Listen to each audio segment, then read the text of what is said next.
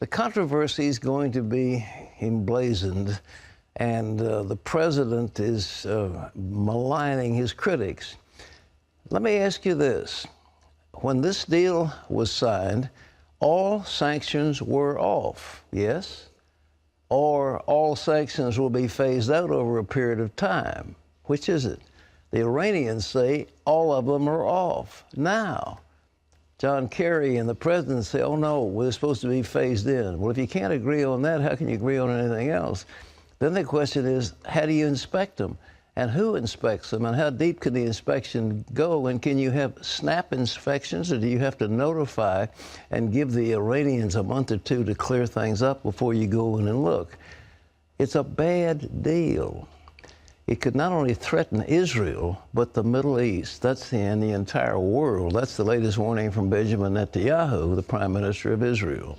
And it comes as the battle over President Obama's nuclear deal is really just heating up, with everyone from Congress to Capitol Hill pushing back against the plan. Heather Sells brings us the story. The president says the framework for the potential deal allows unprecedented inspections of Iran's nuclear facilities, cuts its supply of nuclear fuel, and limits its ability to produce highly enriched uranium. It also gives Iran relief from crippling economic sanctions. But how those sanctions would end is an important issue. The sanctions have hurt Iran's economy, and Iran wants them lifted immediately.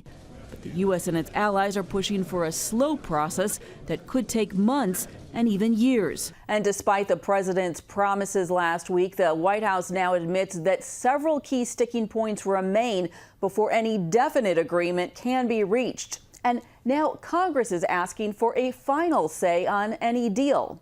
It's very important that Congress is in the middle of this, understanding, teasing out, asking those important questions. Corker has the support of a key Democrat. Politico reports that Senator Chuck Schumer, likely the next leader of the Democrats in the Senate, strongly endorses the passage of a bill that would allow Congress to consider and possibly reject any agreement with Iran. Other Democrats support it too, as do Republicans, but the White House is pushing back. It's the responsibility of the President of the United States, any President of the United States, to conduct the foreign policy of the United States of America. That there is a concerted effort in Congress to undermine the negotiations or undermine the successful implementation of the agreement. Israel, meanwhile, is voicing major concerns about the proposed deal. Right now, it does not force Iran to stop threatening Israel, nor does it require Iran to even recognize Israel's existence. Endangers the region, endangers the world, endangers everyone listening to me right now. Even the day after the president announced the tentative deal, leaders in Tehran led prayers chanting "Death to Israel" and "Death to America." Just another point that critics are raising, as key questions still remain about any deal over Iran's potentially deadly nuclear program. Heather Sells, CBN News. Truth is, the Israelis are going to have to get in there and blow up some of those facilities. If they don't do it, they're putting their whole nation at risk. So it's just a question of time. The president thinks he's got a deal. It's ridiculous. It's absolutely ridiculous. And he's being laughed at. And the fact that they're shouting death to America, they're supposed to be our partners in peace. What a nonsense. What utter nonsense. They are the instigators of terror around the world. And now that situation in Yemen is coming apart. I mean, it is terror. The Saudis are bombing. Other Sunni countries are bombing. The Iranians are undoubtedly sending troops and supplies to help the Houthi rebels in Yemen. That's going to be a Shia-Sunni war that's going on down there, and it's going to threaten the oil supply like crazy. There's the Bab el-Mandeb waterway that goes into the Red Sea. That's one choke point. The other is the Straits of Hormuz.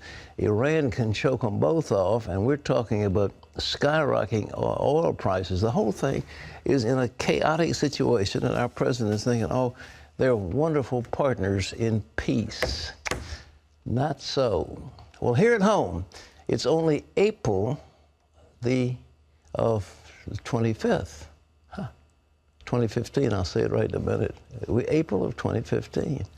The election isn't for a while, but already another Republican senator is announcing that he's running for president. It's going to be a crowded field. John Jessup has that story from our CBN News Bureau. Here's John. Pat, that's right. The second Republican officially joining the race for the White House today is Tea Party favorite Kentucky Senator Rand Paul. He's kicking off his presidential run with a rally in downtown Louisville before he begins his campaign swing, eventually hitting all 50 states. Paul has been reaching out to young people and minority voters, and he is the second declared candidate after Texas Senator Ted Cruz. But he could face as many as 20 Republican rivals for the nomination before the leadoff Iowa caucuses early next year. CBN's David Brody will have an exclusive interview with Senator Paul, and you can see that right here on tomorrow's 700 Club. Well, the next president, whoever that may be, will have a major problem to deal with: the huge bureaucracy in Washington and beyond. The American bureaucratic state has now grown so big, some say it's become a de facto fourth branch of government, and maybe the most influential. As Paul Strand reports, experts say some of it is so powerful that it's completely unconstitutional. If there's one thing the Founding Fathers cared about, it was liberty. And the last thing they would have wanted was an unelected bureaucracy that could steal your property, your rights, and even your freedom. It's fifth grade civics all over again, right? Law School Assistant Dean Richard Kelsey says those Founding Fathers were clear and deliberate about what they'd allow constitutionally. They took a lot of time trying to figure out how to get this right. Remember, we had the Articles of Confederation first, didn't work. So we got together, had a constitutional convention, and we spent a lot of time trying to figure out how do we make this delicate balance of power. The founders decided only the politicians in Congress, those closest to and most easily held accountable by the voters, could make the laws that would reign over and even threaten those voters. They're supposed to make the laws, propose the laws, be answerable to the people, and the president is not a lawmaker. His job is to either say no to this law or yes to this law. But the unceasing, cancerous growth of the executive branch's bureaucratic agencies has upset this careful balance and made unelected bureaucrats super powerful. They're like a fourth branch of government now, and they are unaccountable, they're unanswerable to the voters, and they can get away with just about anything they want without any consequences. And that's allowed modern presidents to basically take the law into their own hands. And President Obama has made this his forte, unconstitutional though it may be. What he's doing now is he's saying, hey, Congress isn't working, it's not doing what I want, I'll go around Congress. Nothing allows him to do that. It's not even being hidden anymore. The president has come right out and said, if the Congress won't act, I will act. And he's doing it through these bureaucracies. And now they literally wield life and death power over people. They are issuing regulations often with criminal penalties. That's something only Congress should be able to do. And yet these unelected bureaucrats have the ability now to declare that certain actions will potentially land you in jail. That's how powerful they've become. And in many cases, to be penalized, you don't even have to know you were guilty of disobeying these regulations, which are now basically a new type of law. The famous saying is ignorance of the law is no defense. But that's before we started making hundreds of thousands of laws every year. In fact, lawmakers are ignorant of the law, right? If you remember from the Affordable Care Act, aka Obamacare, they said we have to pass it before we know what's in it. And even though Republicans have begun talking about reining in some of the regulatory agencies, critics warn the power of the bureaucrats has been growing for years, and Capitol Hill didn't stop them. Congress over the years has delegated too much of its power to all of these administrative agencies. So now you have essentially a shadow government in these federal agencies that is running our country, that's determining how the IRS enforces its tax regulations, how the EPA affects your land and your property and your business. We are empowering this huge federal government that can restrict our liberties, restrict our freedom, restrict our economic opportunities in this country, and it's almost impossible to fight back against these agencies. Paul Strand, CBN News, Washington. Thanks, Paul. And Pat, this is a topic you've been talking about for a while. A long time, and it's just terrible. You know, there's a thing that has been told us by countless presidents and leaders is that that this is like a cancer. It always grows. The thing about a bureaucrat is he always wants to expand his scope of activity.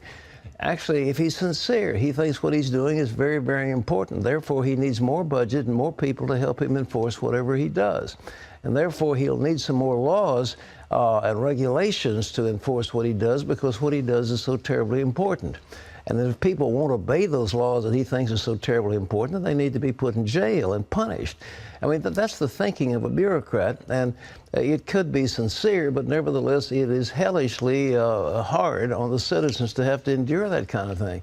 But it's proliferated. What I've suggested, for example, we've got our prisons filled with people. We have more people incarcerated per capita than any other nation on the face of the earth, and it's a disgrace. Well, the one thing a president could do by a simple executive order could come in and say, by this order, I therefore nullify all laws passed by executive agencies that involve criminal sanctions. And that would be it. And then, if they want to get something done, let them go to Congress and let Congress pass the law after legitimate debate. But you don't put the fox in charge of the hen house. But it's so big now, what's going to stop it? What's going to stop it? You know, you look at Tea Party, you look at grassroots, and they're all laughed at. But the bureaucracy has huge power because they have huge amounts of money to do what they want to do. Well, that's the way it is. So just keep in mind, but the next president, if I were the next president, that would be number one on my agenda, to sign an executive order that all criminal sanctions put on the books by executive agencies were automatically nullified at that point. And it doesn't take an act of Congress. It can just be a stroke of the pen, and they're gone. And then all those people get released from jail, and you got a whole new ball game. John?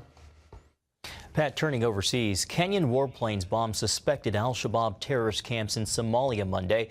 The airstrikes were in retaliation for the group's attack that left 148 dead at a Kenyan college last week. White House Press Secretary Josh Earnest says the U.S. is supporting Kenya in its fight against Al-Shabaab. The Muslim militants targeted Christian students there. One victim says it was only God's mercy that allowed him to escape. For me to survive, I don't just take it like a good luck. It's just because I know, and I'm praying even to God to make me understand why did He let me escape from the claws of the enemy. And that tells me I have an assignment that is not complete.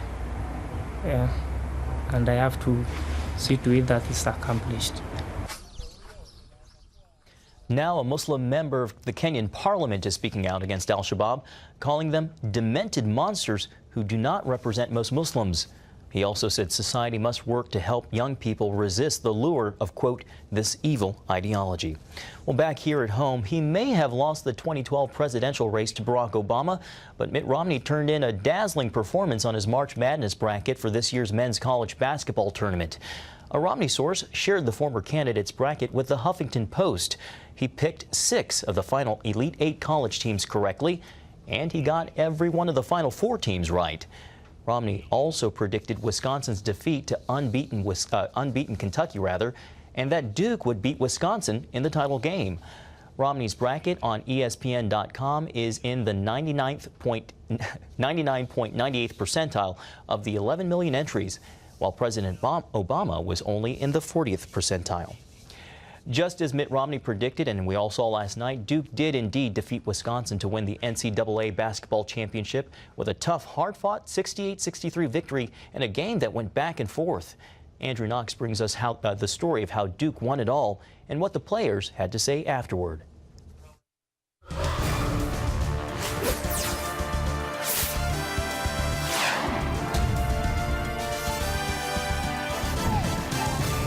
What a night in Indianapolis here at Lucas Oil Stadium. More than 71,000 saw Duke win its 5th national championship. We pick up the action, start of the second half. Sam Decker putting on a show, doing whatever it takes to get to the hoop. Badgers up 5. Later, Duke down 9. Freshman Grayson Allen, he's clutch. Buries this three-pointer. Then later, Allen, not afraid of the big boys, driving the lane for the bucket and the foul. Frank Kaminsky stops the bleeding as the big man with a soft touch muscles his way in to keep Wisconsin ahead. Duke down 2. Tyus Jones launches a 3. It falls, and so does Tyus. Duke pulls ahead. Tyus again, just over a minute to play, nails a 3. He's answered immediately by Wisconsin's Kaminsky. Badgers never got closer. Duke wins it all. I pray for confidence and to just flush any nerves I may have out of my body, and I didn't have any nerves out there tonight, and I'm thankful for that, and then thankful for this blessing to be here. God is good, and that's what I said to Matt as soon as we won it. I hugged him. I said, "Man, God is great." We did a Bible study last night to try to get ready for today and be not be anxious, and just God is great. I don't think it hit me yet still, but to look around and see national champions on your hat, it means a lot. It's great. I'm emotionally gassed, to be honest. I don't know how to describe it. I'm just so happy. Extremely blessed right now, and to do it with a bunch of guys that share the same faith, it's something special. We all believed in each other the whole time, and we're playing for each other, we're playing for God, and to get a win tonight, we'll never forget it. This is forever. That's all from Indianapolis. It's the Duke Blue Devils, the 2015 national champions. Reporting for CBN Sports, I'm Andrew Knox. Pat, it was an exciting game, but I'm curious, how did you do on your brackets? I didn't fill out a bracket, but I did think Duke was going to take it all. Duke, that coach is just awesome. He's got, once you win, as he has won so many, he has an aura of invincibility, and he knows how to set everything in place very coolly, and he did it. And Wisconsin was, I wouldn't have picked Wisconsin to beat Kentucky. I mean, if Mitt Romney. Hey. I mean, Kentucky, darling, they were unbeaten. You Southerners Kentucky, stick together. It's Rooks really powerhouse. UK, I don't know, but anyhow, obviously this one picked Wisconsin. I have a little mourning on today for Wisconsin, a little blue for Duke. So I'm covering it all. You were both. But Wisconsin is turning into a sports powerhouse in football, basketball. It's amazing. They really are. It's fun to see all of these young guys doing so well. But Duke with all those freshmen, wow. And people who testify for the Lord, I'm just delighted. Yes. Well, anyhow, It's wonderful. congratulations to them. It was a great win, and the nation saw them, and they applauded.